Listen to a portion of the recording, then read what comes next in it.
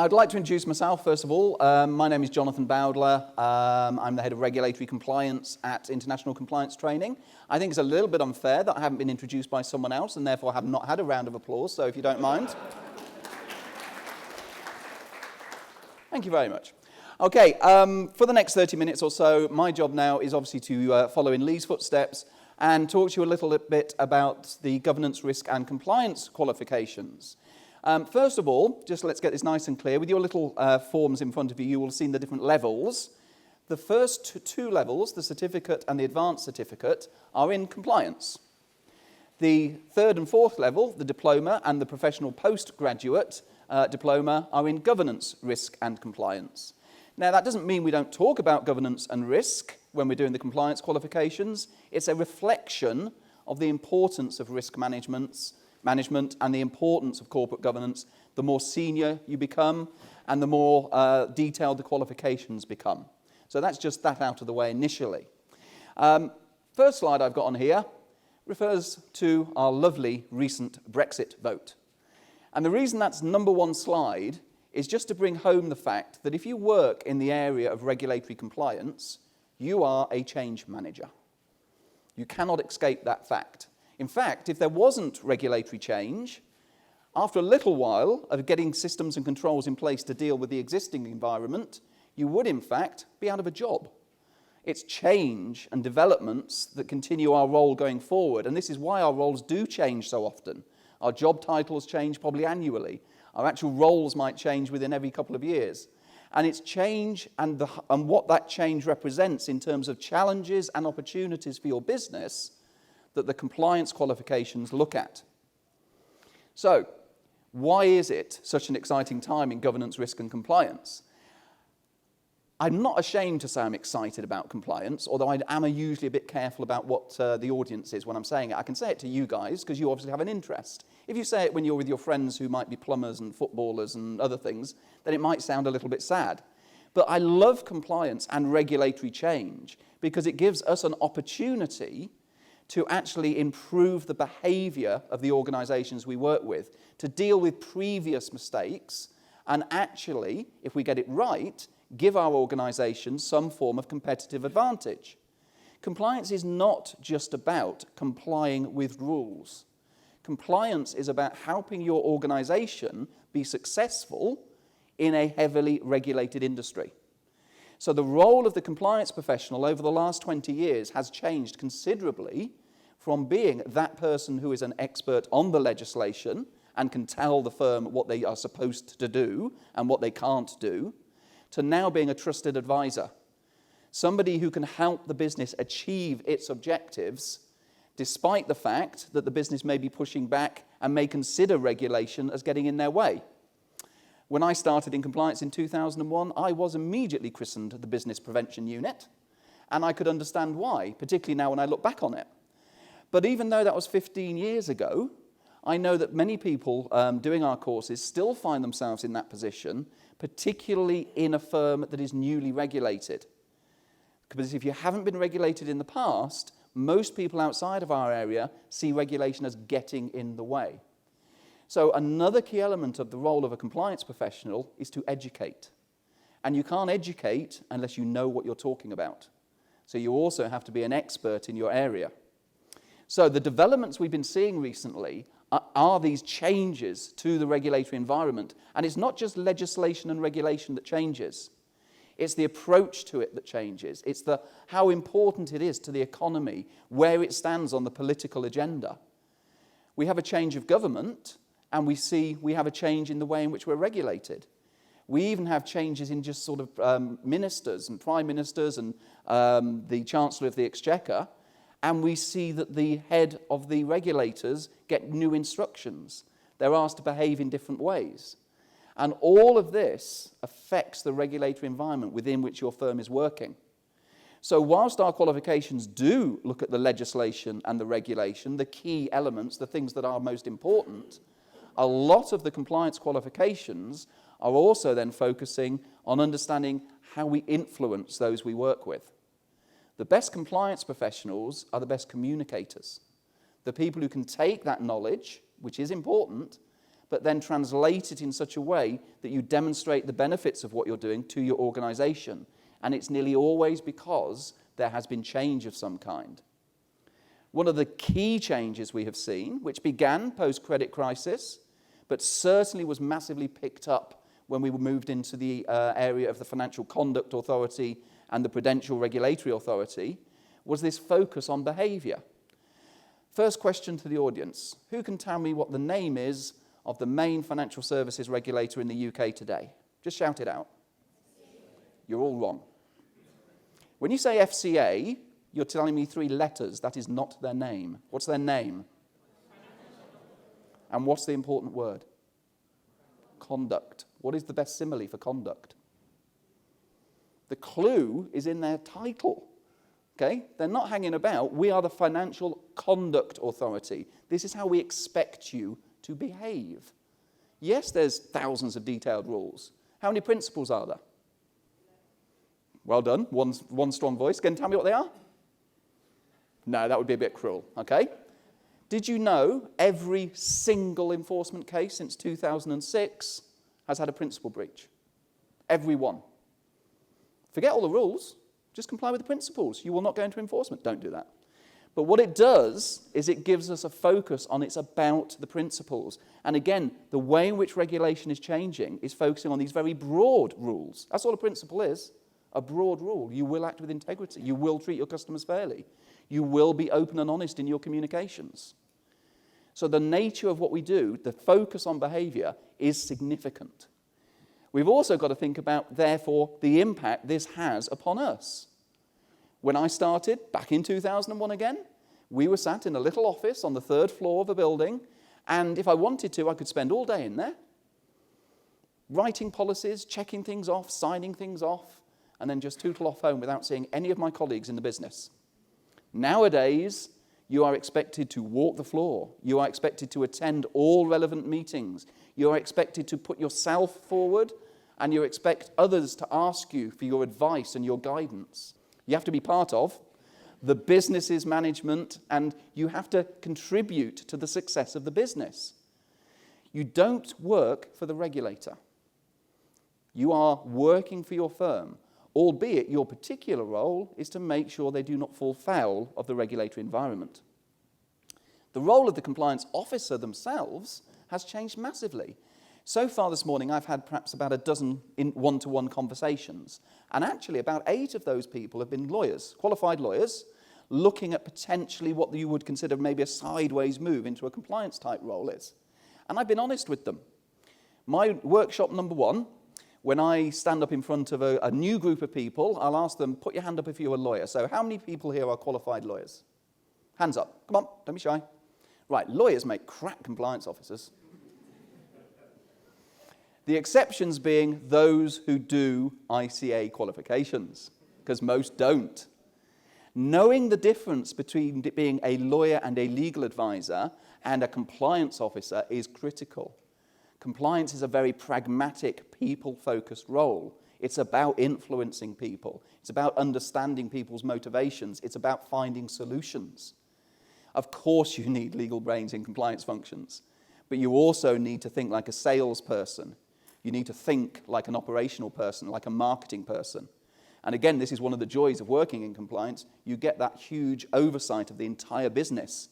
You can go and find out about anything you want to, because pretty much everything in your firm is regulated in some way or other. So therefore, you can make a real contribution. And it's really important that the head of compliance has access to senior management, ideally reporting straight through to the board. And then finally, of course, the career structure. The reason we have a certificate at entry level and a postgraduate diploma at master's level is that the role of a compliance professional can go all the way from entry all the way through to the board. So it is now a real career structure.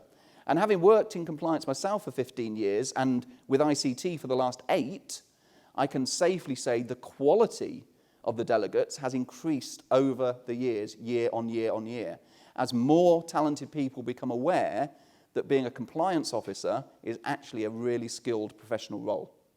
And that is why the qualifications that we do offer do focus on developing you as professionals not on teaching you about the current regulations and legislations. That is clearly part of what we do, but the focus is on developing you. Okay, few key hot topics that are currently sort of engaging with us. It's important to talk about hot topics now because the workshops, when you're doing any of our courses from the advanced certificate and above, the workshops, as Becca alluded to earlier, are without a doubt the most enjoyable and probably the most useful in terms of learning element of the course. You get to interact with 25 peers, usually from across different industries, certainly from within different types of organisation within your industry. And within those workshops, what we are doing is we're taking the learning from the materials, which is already up to date because it's updated every year, but then bringing it up to date in terms of what's happening now and what's happening going forward. When I'm asked quite often what's the difference between a compliance officer and an auditor, one of the answers there is very clearly that auditors tend to look at what you're doing now and what you've done in the past, whereas compliance professionals must be looking at what you're doing now, of course, but a lot of the focus is what's coming, what's in the future, because it's managing that risk that's coming up. So in the workshops, we say, so what's happening now? What's keeping you awake at night? Hence, starting with a slide on Brexit. The implications of Brexit have been, in the short term, maybe some tightening of training budgets.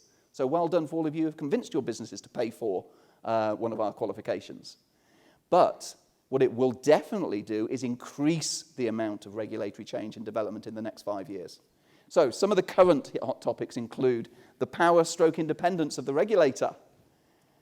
Would you be surprised if I said to you, I think the FCA has been told to get back in its box over the last 12 months? There has been definite pressure, political pressure, which led to Martin Wheatley leaving, Tracy McDermott deciding not to take the role in the end. And we've had probably the first year I can ever remember where the regulator has been quieter over the last 12 months than they were the previous 12 months.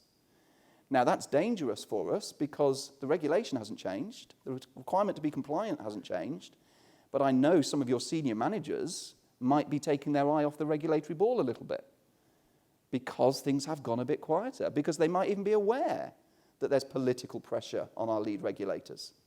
Now is probably a more dangerous time than ever, and your job is to make sure your firms know that.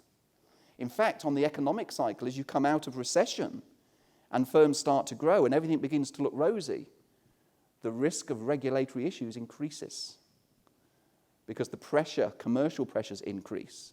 So again, you might find that you're not given quite the voice you were given during harder times, when there were scandals, when you were in a recession, and yet the risk of regulatory issues actually goes up.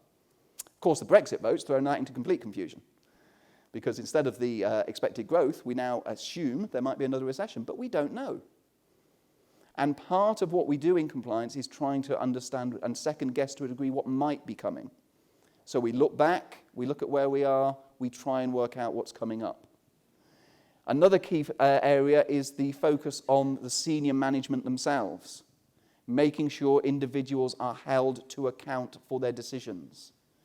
Those of you in financial services will be fully aware of the senior management and certification regime. But we've had the approved person regime for 16 years. All it is a development and an enhancement upon it. And we knew it was coming. It should not have been a surprise or even that difficult for firms to comply if they were planning ahead, knew what was coming, put their plans in place, educated their businesses. The real test is yet to come anyway. A lot of firms might think, particularly your senior managers might think, oh good, the senior management regime, that's done now, that's in, I've had my training, we can move on to the next thing. Whereas those of us in compliance know thematic review coming up in about 6 months' time, because it always happens. New regulatory change, give it a year, then check on how effective it is. Using your judgment for decision making. Do you think anybody makes a bad decision on purpose? But if you can't prove why you've made your decision, and the decision turns out to be wrong, you will be held to account for it. If your decision turns out to be wrong, but the rationale was fine, and you documented it, and you can evidence it, then okay, you might get some grief for your colleagues for a poor decision, but you've met your regulatory requirements in showing it was a judgment-based decision.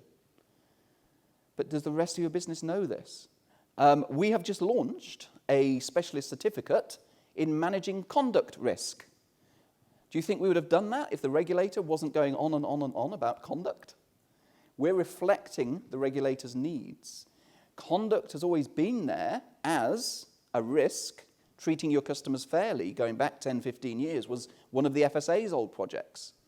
Now it's known as the conduct agenda. It's an evolving process, and it will continue to evolve. And it's not just your customers either. Don't forget market conduct. How are you behaving with the markets? What's your disclosure like? How honest and truthful are you being, Sainsbury's? These kind of things. You're all aware that 3 directors got arrested last week, Friday afternoon, for their piece in misleading the markets. And then finally, one of my favourite topics, remuneration. How do we get rewarded for what we do? Should we be rewarded commercially? How do we make sure that traders, salespeople, demonstrate the right kind of behaviours? Remuneration is critical because, again, in the workshops, we'll look into this in more depth, but why does anybody do anything? Are we all just doing this because we think it's the right thing to do for humankind? It's our jobs.